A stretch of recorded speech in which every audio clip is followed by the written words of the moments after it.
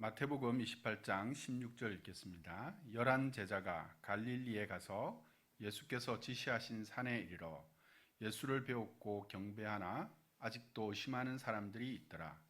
예수께서 나와 말씀하여 이르시되 하늘과 땅의 모든 권세를 내게 주셨으니 그러므로 너희는 가서 모든 민족을 제자로 삼아 아버지와 아들과 성령의 이름으로 세례를 베풀고 내가 너희에게 분부한 모든 것을 가르쳐 지키게 하라.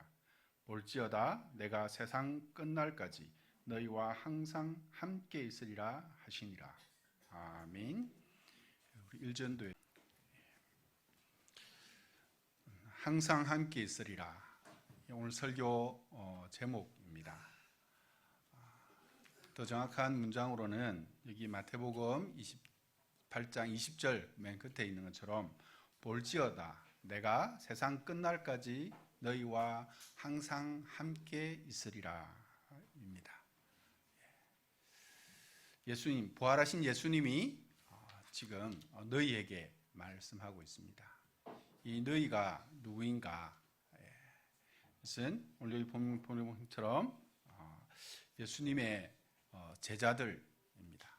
예수님과 함께 3년을 지냈던 그런 제자들입니다. 그래서 예수님을 잘 알고 또 예수님의 모습을 잘 알고 있는 그들입니다. 그들에게 예수님께서 내가 세상 끝날까지 너희와 항상 함께 있으리라 라고 말씀합니다. 2000년 전에 예수님께서 십자가를 지시고 다시 살아나셔서 제 아들한테 나타나셨고 보이셨습니다. 그리고 그들 앞에 이렇게 이 말씀을 하신 것입니다.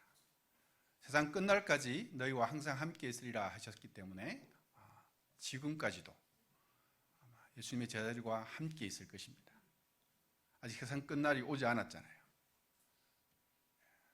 처럼 오늘 우리가 주님을 따르는 제자들이라면 우리가 이 시간 함께 내부에 나와서 주님의 말씀을 듣고 주님을 따라가는 제자들이 되고자 한다면 주님께서 저와 여러분에게도 함께 하실 것입니다. 예수님께서 이 말씀을 하시는 이 너희는 어떤 자인가? 예수님께서 제자들이라고 말씀하는데 오늘 여기 19절, 20절에 있는 말씀 19절에 보면 너희는 가서 모든 족속으로 제자를 삼아 아버지와 아들과 성령의 이름으로 세례를 베풀고 내가 너희에게 분부한 모든 것을 가르쳐 지키게 하라 라고 하는 자입니다. 이 너희에게 예수님께서 특별히 명령을 하시는 것입니다. 분부를 하시는 것입니다. 가서 모든 민족으로 제자를 삼아 아버지와 아들과 성령의 이름으로 세례를 베풀고 내가 너희에게 분부한 명령한이라고 할 수 있습니다. 너희에게 가르친 그 모든 명령들을 그 모든 족속에게 네가 제대로 삼은 그들에게 가르쳐서 지키게 하라라고 하는 것입니다. 그래서 오늘 여기 볼 때 제일 중요한 단어는 이 19절, 20절의 중요한 단어는 제자를 삼는 것입니다. 그래서 이 말씀이 아주 유명한 말씀입니다. 그래서 특별히 애칭이 있습니다. 어떤 애칭이 붙었냐면 여러분들이 혹시 성경 중에 단락에 소제목을 붙여놓은 그런 성경이 있으면 이 단락에 이런 제목이 붙어있는 성경이 있을 것입니다. 성교명령이다. 또 대위임령이다. 지상명령이다. 이렇게 이름이 붙여져 있습니다. 말이 굉장히 무겁죠, 그죠? 대위임령, 위임하신 명령이라는 겁니다. 너희에게. 지상명령, 이 지상은 땅을 말하는 게 아니고 가장 높은 거, 더할 수 없는 최고의 명령이다 이 말입니다. 그런 게 아니라 또 최근에는 위대한 명령, 지상 대사명, 대명령 이렇게 붙여 쓰고 있습니다. 한승훈 목사님이 2015년 성령감림주일에 이 본문을 가지고 설교를 하면서 제목을 주님의 마지막 명령이다 이렇게 했습니다. 오늘 이 본문을 성경을 통해서 읽으신 분들은 마태복음 맨 끝에 이 본문이 있는 것을 알 것입니다. 맨 끝에 볼지어다 내가 세상 끝날까지 너희와 항상 함께 있으리라 라고 이렇게 말씀하면서 마태복음이 끝이 납니다. 그래서 마지막 명령이라는 거죠. 이를 말하면 예수님의 어떤 유언과 같은 것입니다. 예수님은 죽으셨다가 다시 살아나셔서 하늘나라에 올라가셔서 지금 하나님 우편에 계신다고 성경은 우리가 이야기하고 이야기하기 때문에 우리가 그것을 믿고 있습니다. 그래서 하늘나라로 올라가시기 전에 하신 마지막 명령, 우리에게 유언과 같은 명령이라는 것입니다. 그래서 제자들은 이 말씀을 듣고 이 말씀을 따라서 제자를 삼는 삶을 살았었다고 합니다. 성경에 나와 있지 않지만 또 성경 일부 나와 있기도 하지만 예수님의 이 제자들, 오늘 11제자죠. 여기 보면 그죠? 가룟유다는 예수님을 팔고 떠났기 때문에 11제자입니다. 이들이 예수님의 주신 말씀 속에서 이 말씀 위에 성령 강림절에 성령을 받고 이후로 가서 전설에 들어오는 보면 이 제자들이 주님의 복음을 전하다 다 순교했다라고 이렇게 이야기를 합니다. 이런 이름이 오늘 여기 마태복음 읽은 본문 19절, 20절에 있는 말씀이 이런 이름이 붙여져 있습니다.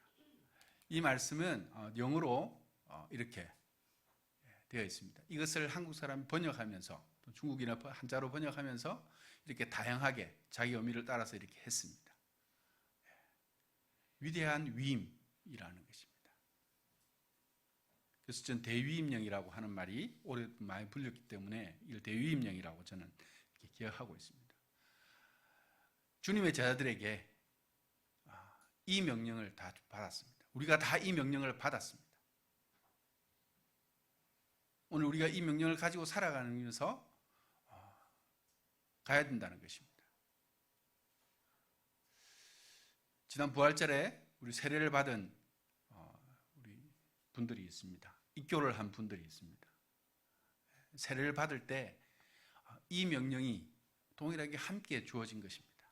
세례를 받음으로 신앙의 기초가 되었지만 이 명령을 내가 살겠다라고 하는 그런 명령들이 함께 주어진 것입니다.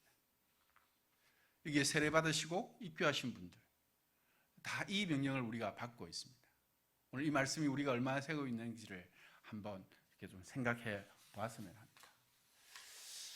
이 본문은 마태복음에 있는 것이고 이거는 마가복음에 동일하게 있습니다. 이 마태복음에는 예수님이 뭐 성천하셨다라고 하는 그런 하늘로 올라가셨다라고 하는 그런 기록이 없습니다만은 마가복음에 보면 본문이 좀 작긴 하지만 보시면 예수님께서 마가복음 16장 15절에 또 가라사대 이렇게 너희는 온 천하에 다니며 만민에게 복음을 전파하라라고 이렇게 했습니다. 그리고 이 말씀을 하신 후에 하늘로 올라가서 하나님 우편에 앉으셨다라고 이렇게 해석을 하고 있습니다.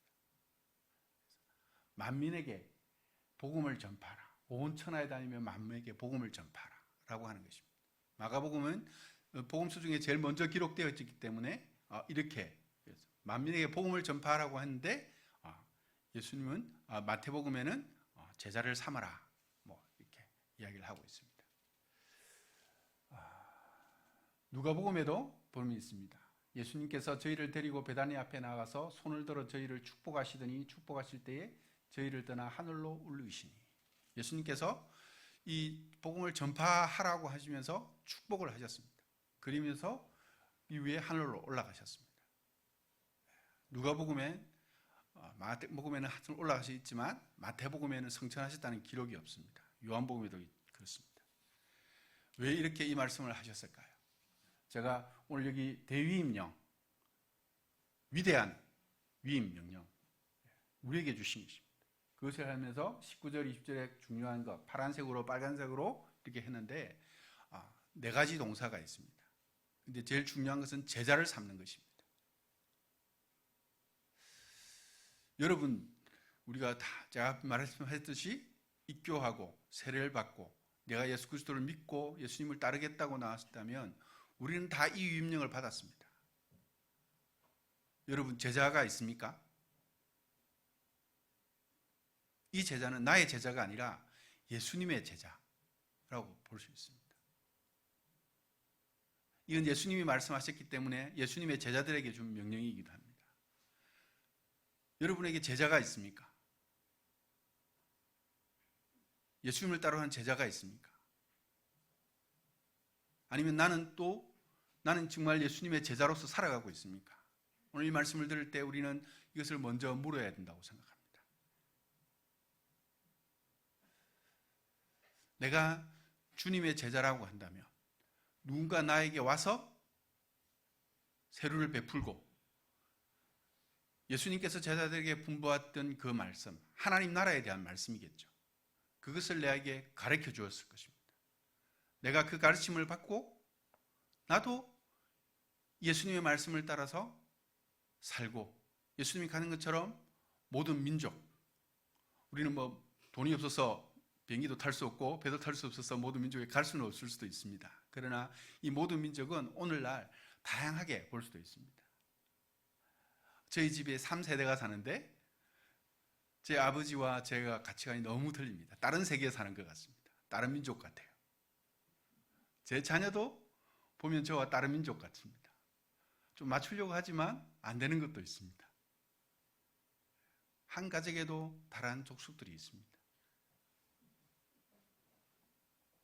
그렇기 때문에 이것은 꼭 해외 지역 해외 선교만을 이야기하는 것이 아니라 누구든지 우리는 제자를 삼아야 된다는 것입니다. 그러기 위해서 가야 되고 또 그들과 함께 가르치기 위해서 함께 해야 되는 것입니다. 코로나 이후에 우리 중고등부 모임이 굉장히 힘들어졌습니다. 교회 주일학교 모임 시간 자체가 아예 30분 더 늦어졌습니다. 이전에 9시 반에 시작했는데 이제 9시 반에 시작하는 것은 선생님들도 힘들다. 우리 모두가 힘들다. 오후 모임도 안 된다. 그렇게 힘들어졌습니다. 이 시간에도 시험 공부 때문인지 무엇인지 굉장히 피곤한 모습들로 있습니다. 그런데 그에게 가야 되고 그를 제자로 삼아야 되는 것입니다. 그리고 하나님께서 말씀하신 것을 가르쳐야 되는 것입니다. 제가 오늘 아침 기도 때 신명기서 6장의 말씀, 세마 이스라엘에 대한 말씀을 했습니다. 이스라엘 족속들이 새로운 가나안 땅에 들어갈 때 그 부모들에게 자녀들에게 하나님께서 분별한 율법과 계명과 규례를 가르쳐야 되는데 때를 가리지 말고 가르쳐야 된다고. 앉아서나 일어설 때 어느 때인지 기회를 내어서 가르쳐야 된다고 그렇게 말하고 있습니다. 그것은 바로 제자를 삼는 것이라고 봅니다. 제자가 되지 않는 이상 내가 오늘날 위대한 선생님이 있어서 이전에 공자처럼 예수님처럼 다른 사람이 있어서 석가처럼 위대한 사람이 있어서 그에게 배우려고 뭔가 길을 찾으려고 가는 그런 제자들이 있었습니다. 오늘날에도 그런 사람들이 있을지 모르겠습니다. 그러나 오늘날은 선생도 없고 제자도 없다라고 하는 그런 말들을 교육에서 등등 이렇게 합니다. 그러나 교회는 예수님이 말씀하신 것처럼 이런 제자가 있어야 되고 제자를 가르치는 선생이 있어야 되는 것입니다. 오늘 이 말씀을 보면서 예수님께서 이렇게 저에게 말하고 이 대위임명을 주면서 내가 이 일들을 예수님이 직접 공생의 기간 동안에 하셨고 제자를 삼는 일을 하셨고 또 분명히 성령을 통해서 지금도 그 역사를 하고 계시지만 특별히 예수님의 제자들에게 이것을 위임하고 있습니다. 그러면서 하시는 말씀이 볼지어다 내가 세상 끝날까지 너희와 항상 함께 있으리라. 이 말씀은 항상 있으리라는 말씀은 있을 것이다 라고 하는 가정, 예정 이런 것이 아니라 있다라고 하는 것입니다. 내가 너희와 항상 함께 한다 라고 하는 것입니다. 그래서 이 위임 명령이 어렵습니다. 제자를 삼는 것, 제가 어떻게 대학생 때 예수님을 믿고 선교단체에 소속되어서 그때 한참 제자 훈련이라는 것이 붐을 일으키고 있었습니다. 그래서 제자 훈련을 받는다고 수업도 빼먹고 이게 너무 좋아서 그걸 받으려고 프로그램 참여해서 1년, 2년 동안 이렇게 했었습니다. 프로그램으로 배우는 제자였죠. 그런 교회가 한국 교회에 많이 있습니다. 그러나 프로그램으로 배우는 제자, 뭐 과정을 마치고 이렇다고 해서 제가 제자가 되는 게 아니더라고요. 제자를 되기 위해서는, 내가 제자를 삼기 위해서는 나를 희생해야 되고, 예수님께서 하늘 영광 보좌를 부르시고 이 땅에 오셔서 갈릴리 지역에 그 제자를 삼으신 것처럼 그런 희생이, 섬김이, 노력이, 수고가 따라야 되더라고요. 그래서 때때로 하지만 예수님의 제자들이 그랬던 것처럼 예수님을 배반하고 멀리 나오고 떠나가는 그런 모습들이 있었습니다. 그러나 그 일들에 예수님께서 위임해 주신 명령이기 때문에 이것에 대해서 함께 해야 된다는 것입니다. 이것을 이 위임 명령이라고 하지만 철학에서 말하면 정언 명령입니다.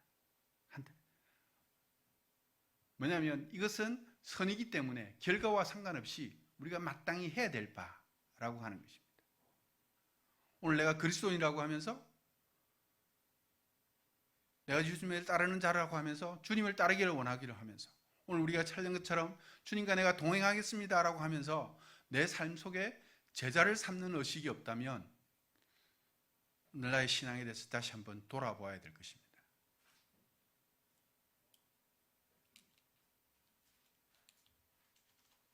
예수님께서 요한복음 15장에 포도나무 비유에서 말했습니다. 나는 포도나무요 너희는 가지니 사람이 내 안에 머물고 내가 그 안에 있으면 많은 열매를 맺거니와 너희가 나를 떠나서는 아무것도 할 수 없다. 예수님께서 우리와 함께 하시는 이유, 예수님께서 이제 하늘나라로 올라가시지만 성령을 통해서, 오늘 보는 말씀에는 없지만 성령을 통해서 함께 하시는 이유는 바로 우리가 주님을 떠나서는 아무것도 할 수 없기 때문인 것입니다. 주님이 우리와 함께 하셔야지, 내가 주님과 함께 해야지만이 할 수 있는 것입니다. 내가 제자를 삼는 일이 잘 안 되고 내가 제자로 따라가는 삶이 잘 안 된다면 우리는 이것을 반드시 점검해야 됩니다. 내가 예수님과 함께 있는가? 여러분, 내 마음 그리스도의 집이라는 책이 있습니다. 조그만 책자입니다. 인터넷에 보니까 PDF로도 올라와 있더라고요. 1000만 부 이상 팔렸다고 합니다. 조그만 책자인데, 이 사람은 뭐냐면 이 한 사람이 내 마음에 지금 그리스도를 모셔드린 것입니다. 내 마음이 그리스도의 집이 되도록 한 것입니다. 그래서 그리스도께서 내 마음에 머무는 것입니다. 그래서 우리 집에 있는 것처럼 이 사람이 집에 자기가 연구하는 연구실, 책장, 또 자기가 하는 식당, 창고, 이런 데를 다 보는 것입니다. 예수님이 내 마음에 주가 되지 않았을 때는 내 마음대로 했습니다. 근데 예수님이 내 마음에 들어오니까 보니까 책장에 보니까 별 쓸모없는 책, 없어야 될 책들이 있는 것입니다. 창고에 가니까 내가 즐기기 위해서 주님과 제자 삼고 주님과 함께하고 일을 하는데 별 필요 없는 것들이 막 있는 것입니다. 그것에 대해 부끄러움을 느끼고 자기가 그것을 주님 앞에서 이게 뭐냐 물어보시는 것입니다. 여러분, 오늘 예수님께서, 물론 성령께서 여러분께서 함께 하실 합니다. 아마 말없이 여러분을 지켜보고 계실 것입니다. 역사에 많이 그랬던 것처럼. 예수님이 직접 여러분하고 대화하기를 원하고 함께 한다면, 함께 하신다면, 그러니까 인격적인 교제를 나눈다면 오늘 여러분 집, 여러분의 생각, 여러분이 하는 일, 그때 예수님께서 뭐라고 보실까요? 한번 읽어보시길 바랍니다. 이 책을. 필요하시면 제가 PDF 다운받은 거 나눠드리겠습니다. 주님께서 우리가 함께 하실 때에 우리가 주님의 제자 삼는 사역을 잘 감당하도록 해주시는 것입니다. 오늘 이 말씀을 하십니다. 자, 예수님께서 이 말씀을 하신데 먼저 우리에게 더 이 말씀을 주시기 전에 하셨던 말씀 18절에 예수님께서 하늘과 땅의 권세를, 모든 권세를 내게 주셨으니, 누가 주셨습니까? 하나님이 하늘과 땅의 모든 권세를 내게 주셨다라고 하는 것을 선포하면서 이 위임 명령을 내린 것입니다. 예수님은 공생의 사역하면서 하늘과 땅의 권세를 행하셨습니다. 죽은 자도 살리시고요. 죽은 나사로를, 사랑하는 나사로를 무덤에 묻혔는데 나흘이 되었는데 그 오누이들이 마리아와 마르다가 썩는다라고 예수님이 썩어서 냄새가 날 겁니다. 그렇게 했는데도 예수님이 가서 나사로야 나오라 하셨을 때 나사로가 붕대를 감은 채로 나왔습니다. 그뿐만입니까? 안전뱅이도 일으키시고 앞을 못 보는 사람도 눈을 뜨게 하시고 예수님을 만지면 낫겠다라고 나온 혈두병 여인들도 예수님께서 고쳐주시고 그렇게 하늘과 땅의 권세를 행하셨습니다. 그런데 오늘 여기에 말하는 건 뭐냐면 예수님이 이 땅에 계셨을 때는 시공간의 제약을 받았습니다. 예수님이 함께 가시는 곳에 아니면 또 믿음으로 역사하는 곳에서 역사를 하셨습니다. 그런데 지금 예수님은 하늘에 오르셔서 하나님 우편에 앉아 계셔서 우리를 위해서 하나님이 함께 하시길 위해서 중보하시고 기도하시고 우리의 성령께서 성령으로 함께 교통해 주시는 것입니다. 이제 시공간의 제약이 없이 우리가 어느 민족에게 가든지 누구에게 가든지 주님께서 함께 하실 수 있다는 것입니다.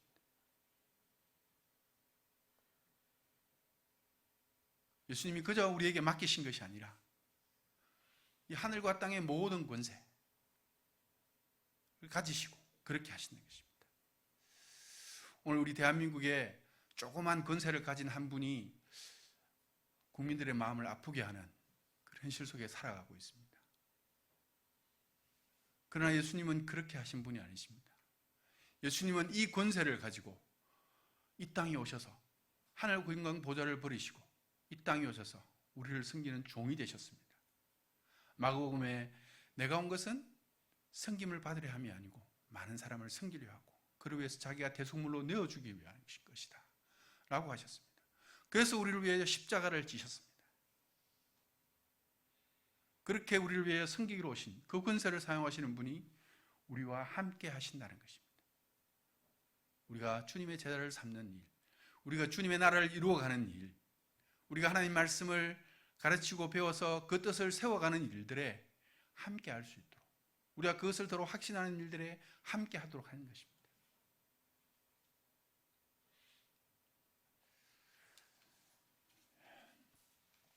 마가복음에 아까 예수님께서 승천하신 것을 이야기했는데 오늘 말씀 보면 우리 마태복음 보면 예수님이 오셨을 때 믿지 않는 자들이 예수님 앞에 경배하는 자도 있었지만 의심하는 자도 있었다라고 했습니다.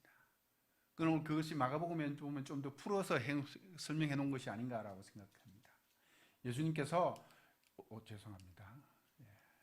그 11제자가 음식을 먹을 때 예수님께서 저희 나타나서 저희 믿음 없는 것과 마음이 완한 것을 꾸짖으시니 이는 자기의 사랑한 것을 본 자들의 말을 믿지 아니함이라 라고 했습니다. 이것을 예수님께서 마가복음에 꾸짖었다고 합니다. 의심하는 자들을 향해 꾸짖었는데 마태복음에는 그것이 없이 그냥 예수님께서 대위임 명령을 하시는 내용이 나옵니다. 그리고 뭐라고 했습니까?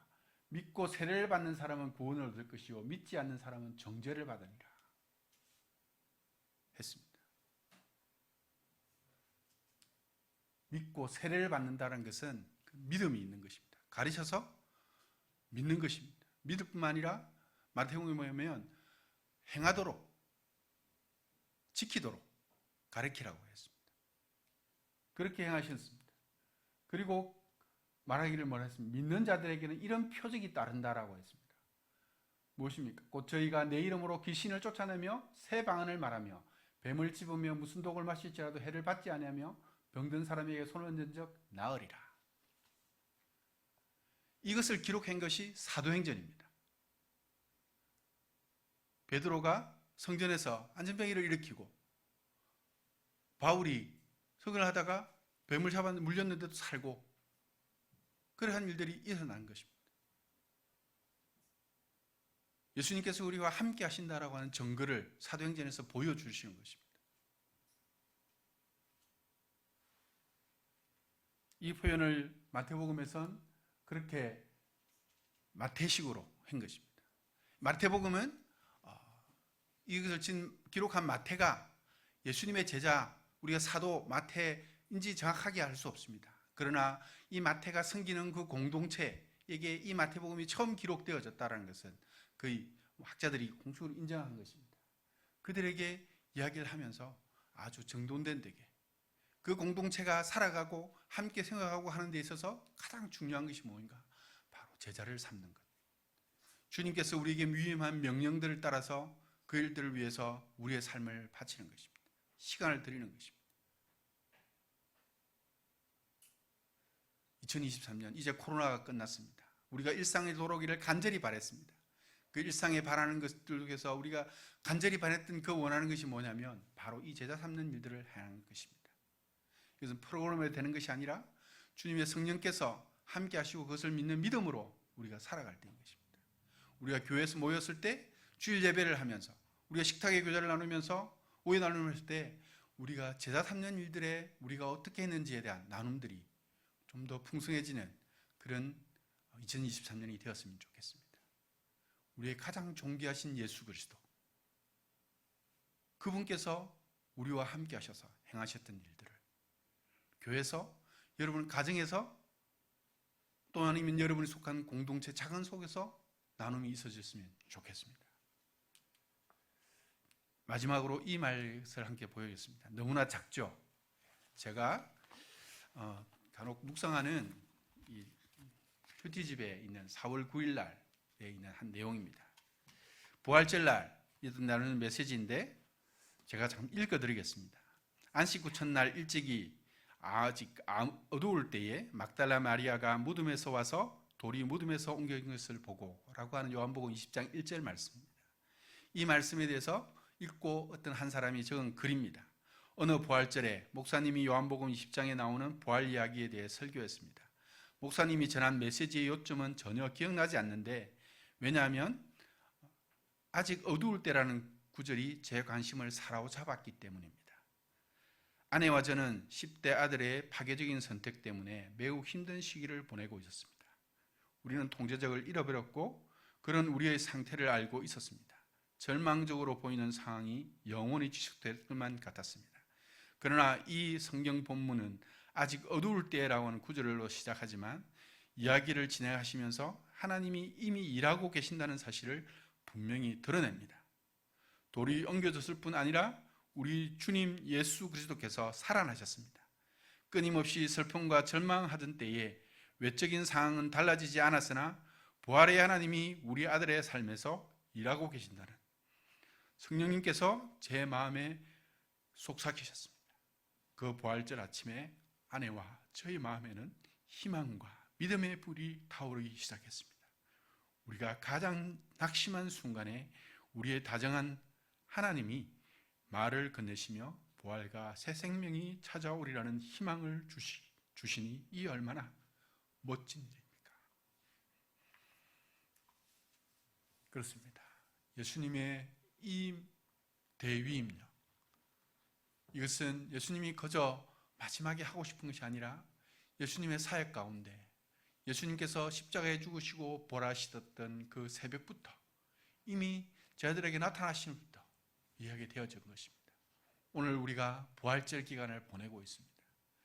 이 부활의 예수님의 부활의 명령, 우리에게 주신 이 명령이 오늘 우리에게 새로운 삶의 힘이 되고 위로가 되고 소망이 되어지기를 간절히 바랍니다. 기도하겠습니다. 하나님 아버지, 우리에게 명령을 주셔서 감사합니다. 세상 어느 누구가 받을 수 있는 것이 아니라 주님의 제자들만이, 그리스도인만이 받을 수 있는 이 명령을 주셨습니다.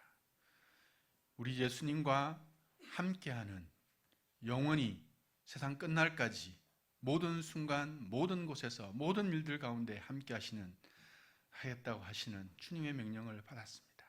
하늘과 땅의 모든 건세를 가지신 그분께서 오늘 우리의 삶에 역사하여 주셔서 우리가 주님에서 주신 이 대위임명을 잘 감당하는 삶이 되도록 인도하여 주시옵소서. 주님께서 함께 하실 것을 믿고 감사하며 예수님의 이름으로 기도드리옵나이다. 아멘. 찬송하면서 우리 우리 찬송가